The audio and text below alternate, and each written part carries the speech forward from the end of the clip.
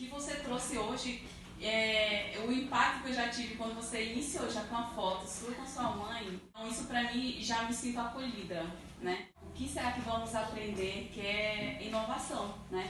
Como foi dito, esse momento de pandemia, aconteceu muitas coisas, como foi dito, né? A gente fica imensamente agradecida. Eu amei essa palavra, essa que eu mais gosto de falar, né? Gratidão. Se não parar para pensar e avaliar, a gente continua repetindo esses padrões. Um pouco a nossa velocidade emocional. Porque às vezes a gente está tão agitado, você não consegue fazer nada, não consegue prestar atenção em nada, né? Às vezes a gente tão agitado não consegue nem entender o que as outras pessoas estão falando e não consegue nem expressar o que a gente quer expressar. Independente de contexto, eu sinto ansiedade e depressão. A meditação é uma das ferramentas que eu uso para me ajudar a lidar com as minhas emoções agitadas, né? O contexto externo muitas vezes dispara umas agonias na gente, né? E a meditação me ajuda muito. Meditar é um exercício de autoconexão. É um exercício da gente parar um pouco, apoiar nas mãos sobre as pernas.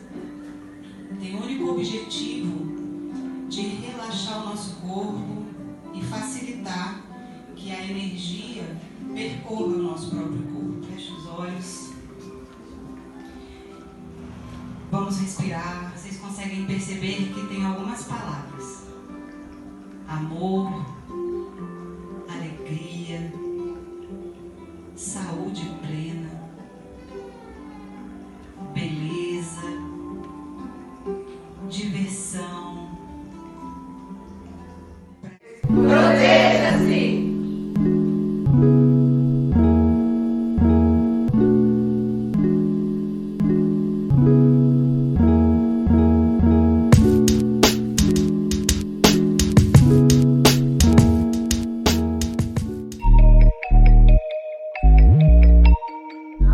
Já não consegue tanto se comunicar. Então, para esse conteúdo diferente, talvez para vocês, tá? Nós vamos fazer uma pequena dinâmica, baixando barreiras. Vai dizer que tá com saudade de mim? Aí ela falou, Eu falei, tá bom, vou aí. Aí eu fui ver minha mãe. Mas eu só consegui fazer isso por causa de toda a minha busca, de todo o meu entendimento. Falei, o que minha mãe tá me falando, me esculhambando desse jeito? Ela não tá brigando comigo.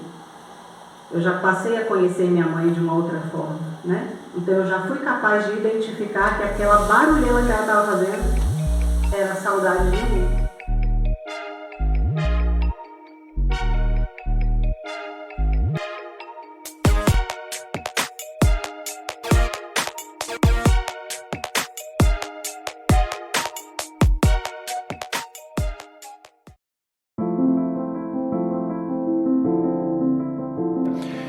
E antes da gente ler aqui as perguntas, eu queria saber, Anne, se você gostaria de fazer a sua colocação. Você ouviu aqui atentamente os palestrantes. Um pouco da minha experiência sobre o suicídio, que na verdade não chegou, né? Não cheguei a pensar exatamente em suicídio, mas compreendi durante o meu processo de trabalho, de cura da depressão, a sensação que eu tive quando eu tive a grande crise, que foi em 2003, eu tive uma grande crise depressiva e eu achei que realmente eu fosse morrer, e na verdade eu queria mesmo, mas depois eu compreendi que eu não queria morrer exatamente, eu queria sair daquela situação. Então, talvez outras pessoas achem que matar-se é uma forma de sair daquela situação. Talvez elas não queiram exatamente morrer, mas somente sair. E uma coisa que aí eu pego um pouco a fala da doutora, o que me ajudou, o que me tirou desse estado foi o atendimento médico. A depressão não é um problema só de saúde pública.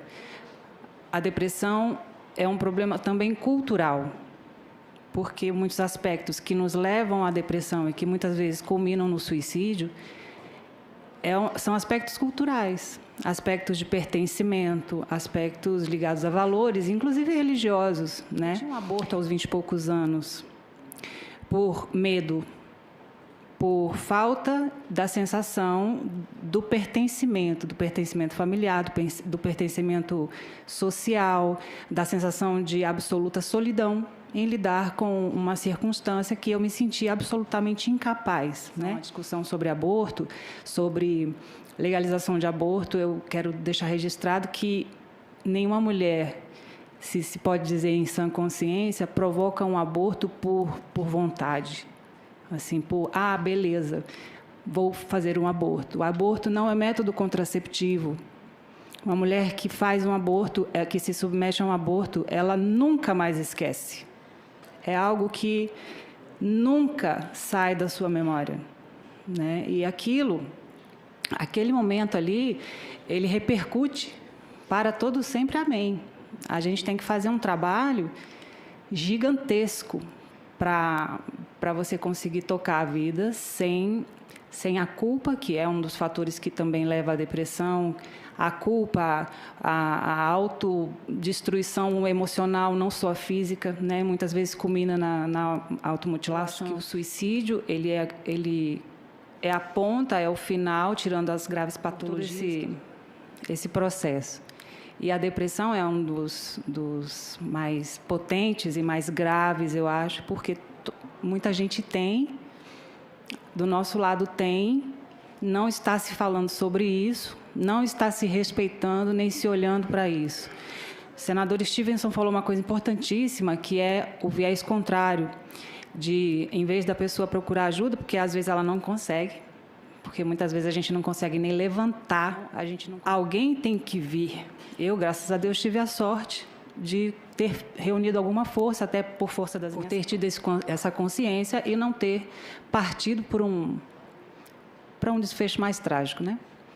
Então, o caminho contrário, como o senador Stevenson colocou, é algo essencial, porque dentro da nossa casa tem gente com depressão e a pessoa está falando assim, para de frescura.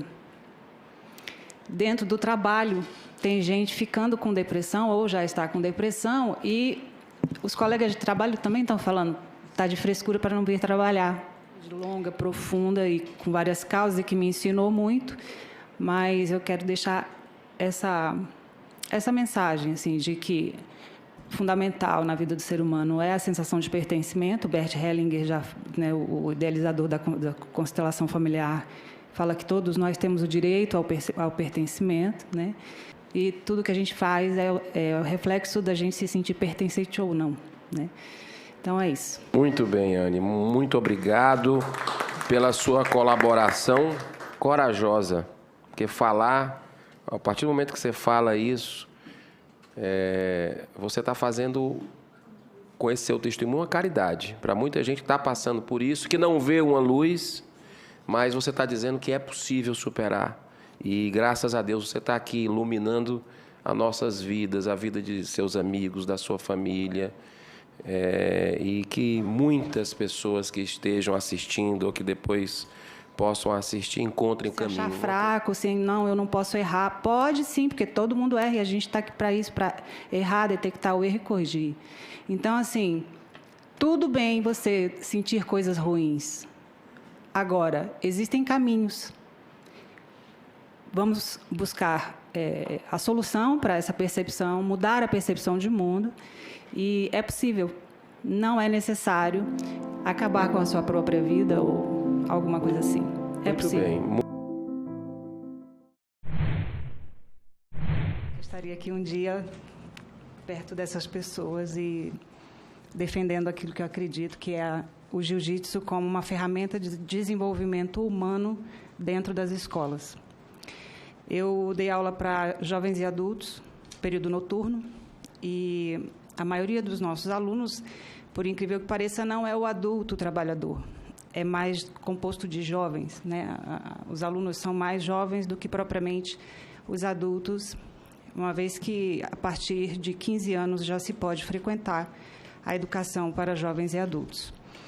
Nesses 2 anos de trabalho, eu lamentei, na verdade, a ausência de uma prática como o jiu-jitsu dentro da escola pública. Geralmente, à noite, a gente tem jovens, digamos, que têm um comportamento fora do padrão ou que dão trabalho nas escolas, falando a grosso modo, né? Saem do horário diurno e passam para o noturno. E esses alunos chegam lá e continuam com a mesma postura, a mesma, muitas vezes até agressividade, muitos envolvidos com delitos e crimes e tudo mais.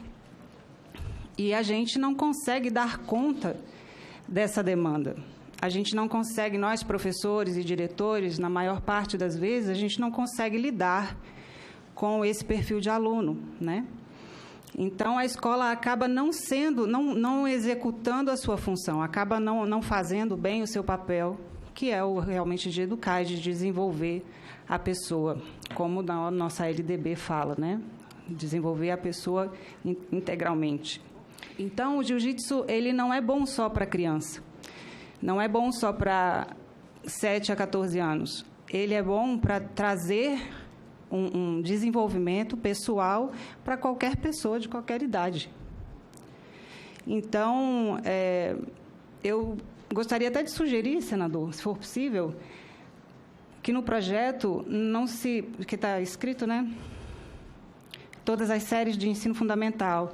Eu gostaria de sugerir, se for possível, em alguma medida ou em algum momento da regulamentação disso, que se incluam as outras modalidades, inclusive de educação especial.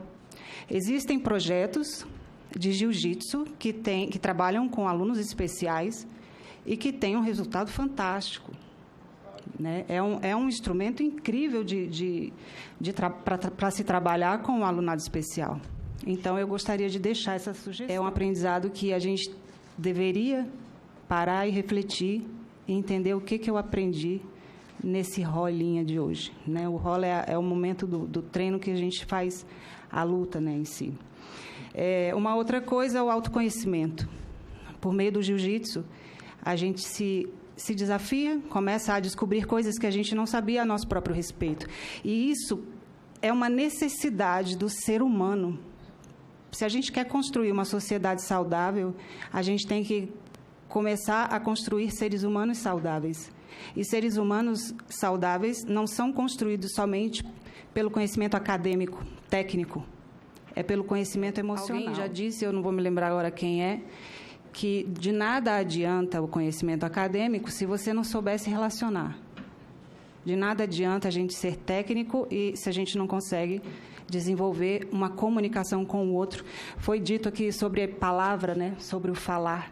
Muitas vezes a gente não consegue falar o que a gente sente. Aí a gente ataca. A gente não consegue nem identificar o que a gente sente. Então, a gente ataca. Já finalizando, uma coisa que eu vi, eu li até alguma coisa do senhor mestre, falando sobre o estado de presença. A gente vive num mundo ansioso, agoniado, ansioso. Tudo para ontem, a gente não pensa no momento em que a gente está. E uma das ferramentas para se tratar a depressão, a ansiedade, entre outros, não vou dizer problemas, entre outras distorções e psicológicas e emocionais, é conservar ou desenvolver o estado de presença. E no jiu-jitsu eu aprendi a desenvolver, a viver o estado de presença. Me concentrar e me monitorar a respeito do meu estado de presença, de onde está a minha mente naquele momento ou nesse momento, eu aprendi praticando o jiu-jitsu. Então, esse é o meu desejo para todos os alunos do Brasil, para as crianças, para os jovens e para os adultos. E que seja essa arte marcial tão amorosamente cuidada pela família Gracie, desenvolvida por todas as outras famílias e escolas, que foi cuidado assim com tanto carinho no Brasil, né, que isso possa se tornar uma marca do brasileiro, assim como o futebol porque é um instrumento de desenvolvimento de pessoas.